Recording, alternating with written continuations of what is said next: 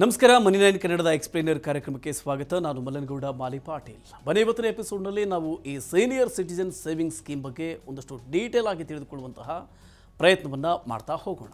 ಸಾರ್ವಜನಿಕ ವಲಯ ಕಂಪನಿ PSUನಲ್ಲಿ ವ್ಯವಸ್ಥಾಪಕರಾಗಿ ಕೆಲಸ ಮಾಡ್ತಾ ಇದ್ದಂಥ ಮುಲ್ಚಂದ್ ಅವರು ಈಗ ನಿವೃತ್ತರಾಗಿದ್ದಾರೆ. ಅವರಿಗೆ ಸುಮಾರು 2.5 ಕೋಟಿ ರೂಪಾಯಿ ಸಿಕ್ಕಿದೆ. ಇದನ್ನು ಎಲ್ಲಿ ಮತ್ತು ಹೇಗೆ ಹೂಡಿಕೆ ಮಾಡಬೇಕು ಅನ್ನೋದ್ರ ಬಗ್ಗೆ ಅವರಿಗೆ ಸ್ಪಷ್ಟತೆ ಇಲ್ಲ. ಹೀಗೆ ಗೊಂದಲದಲ್ಲಿರೋದು ಕೇವಲ ಮುಲ್ಚಂದ್ ಅವರು ಮಾತ್ರ ಅಲ್ಲ, ಅವರಂತೆ ತುಂಬ ಜನರಿಗೆ ಎಲ್ಲಿ ಹೂಡಿಕೆ ಮಾಡಬೇಕು ಅನ್ನೋದು ಗೊತ್ತಾಗದೆ ಕೇವಲ ಅವರಿಗೆ ಅಂತಾನೆ ವಿಶೇಷವಾಗಿ ವಿನ್ಯಾಸ ಮಾಡಿರುವ ಹಿರಿಯ ನಾಗರಿಕರ ಉಳಿತಾಯ ಯೋಜನೆಗಳಿಗೆ ತಮ್ಮ ಹೂಡಿಕೆಗಳನ್ನು ಸೀಮಿತಗೊಳಿಸಿಕೊಳ್ತಾ ಇದ್ದಾರೆ.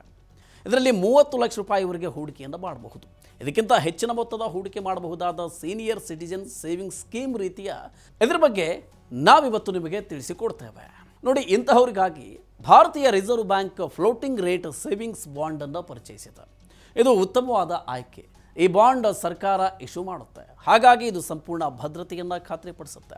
ಯಾವುದೇ ಭಾರತೀಯ ನಾಗರಿಕರು, ಅನಿವಾಸಿ ಭಾರತೀಯ ನಾಗರಿಕರು ಇದರಲ್ಲಿ ಹೂಡಿಕೆಯನ್ನು ಮಾಡಬಹುದು.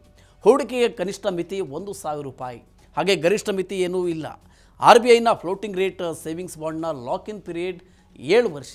ಸಾಮಾನ್ಯ ನಾಗರಿಕರು ಇದನ್ನು ಅವಧಿಗೂ ಮೊದಲೇ ರೆಡಿ ಮಾಡೋದಕ್ಕೆ ಅವಕಾಶ ಇಲ್ಲ.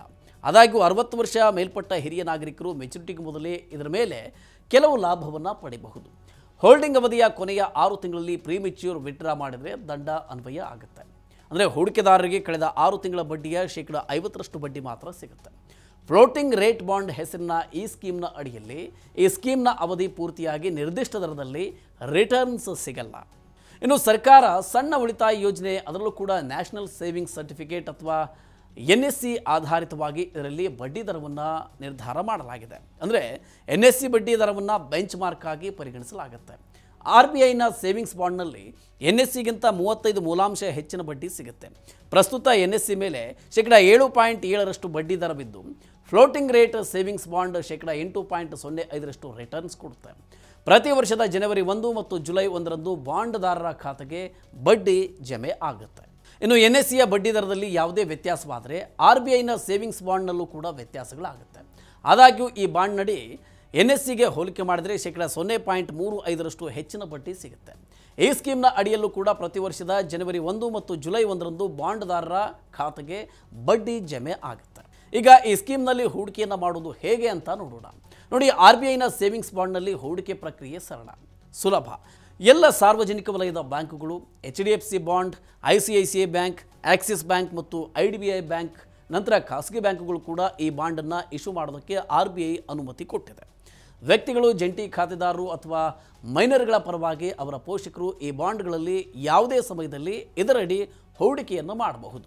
ಆನ್ಲೈನ್ ಅಥವಾ ಆಫ್ಲೈನ್ ಎರಡೂ ವಿಧಗಳಲ್ಲಿ ಹೂಡಿಕೆಯನ್ನು ಮಾಡಬಹುದು.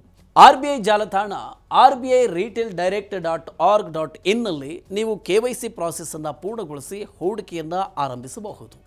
ಇನ್ನು RBI ಸೇವಿಂಗ್ಸ್ ಬಾಂಡ್ನಲ್ಲಿ ಹೂಡಿಕೆ ಮೇಲಾಗಲಿ ಅಥವಾ ಮೆಚುರಿಟಿ ಮೇಲಾಗಲಿ ನಿಮಗೆ ತೆರಿಗೆಯ ವಿನಾಯಿತಿ ಸಿಗೋದಿಲ್ಲ.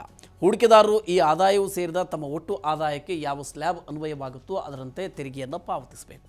ಆದಾಯ ತೆರಿಗೆ ನಿಯಮಗಳ ಪ್ರಕಾರ ಈ ಬಾಂಡ್ಗಳ ಮೇಲೆ ಗಳಿಸಿರುವ ಬಡ್ಡಿಯ ಮೊತ್ತದಲ್ಲಿ 10% ಮೂಲದಲ್ಲಿ ಕಡಿತ ಮಾಡಲಾಗುತ್ತೆ. ಇದು TDS ಮೂಲದಲ್ಲೇ ತೆರಿಗೆ ಕಡಿತ.